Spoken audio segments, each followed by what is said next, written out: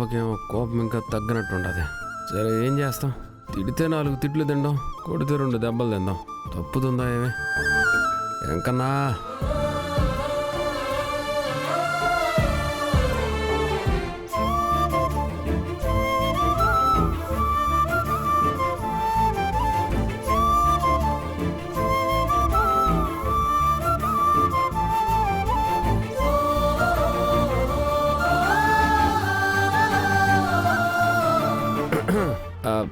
పాపా,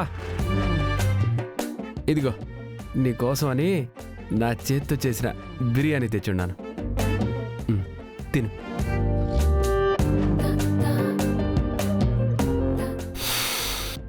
బాబా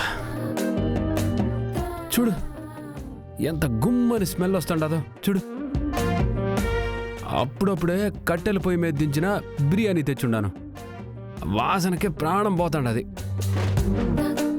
మా పాపకి తినిపిస్తే బాగుంటుందని ఓ పార్సెల్ కట్టుకొని తీసుకొచ్చుండా. ఇదిగో పాప, ఇదిగో పాప, పొట్లో విప్పినానంటే వాసనకే సగం పొట్ట నిండిపోతుంది. విన్నావు, ముద్ద తిను. బిర్యానీ తినాలా? తప్పే ఉండదు. ఆకలిస్తే ఏదో ఒకటి తింటాం కదా. ఆకలిస్తే తిండి తింటాం, కోపం వస్తే ఏం తినాలి? ఎందుకు కోపం వస్తుంది? అంతలావునా తప్పేం చేసినావని? తప్పేం చేసావా?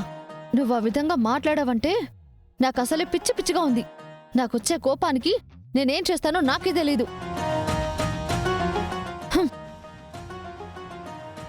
నీ కోపం వస్తే కొట్టు తిట్టు, ముందైతే వేడివేడిగా ముద్ద నోట్లో వేసుకో. నేనున్న ఆవేశంలో ఒక ముద్ద నోట్లో వేసుకోవడం కాదు, నిన్ను రోట్లో వేసి దంచి నమిలి మింగేయాలనుంది. అట్లా తినాలని చెప్తాంటే తందూరి తెచ్చుండేవాడిని కదా. ఏంది తందూరి తినాలనిపిస్తుండదా? పొయ్యిలో దొరలాడి తందూరి రోస్ట్ అయ్యరా, అప్పుడు తింటాను. అట్లాంటి అవకాశం వచ్చినప్పుడు తిందువులేగానే ముందు ముద్ద తిను పాప. కోపానికి ఆకలికి సంబంధం ఏముండదు చెప్పు.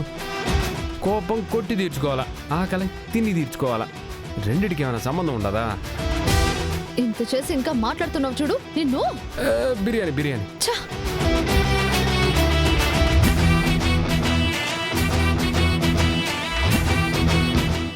ఏమో చిన్న కోపం అనుకుందాను కానీ బాగా కోపంగా ఉండదు. ఏం చేస్తాం, భార్య కదా, బ్రతిమలాడుకోవాలా,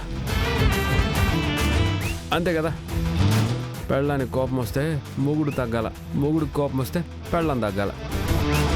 ఇక్కడ మా పాపకి కోపం వచ్చి ఉండదు కాబట్టి నేనే కదా తగ్గాల, అంతేనా? ఈ చిన్న సూత్రం తెలియక ఎంతోమంది కాపురాలు నాశనం చేసుకుంటూ ఉంటారు.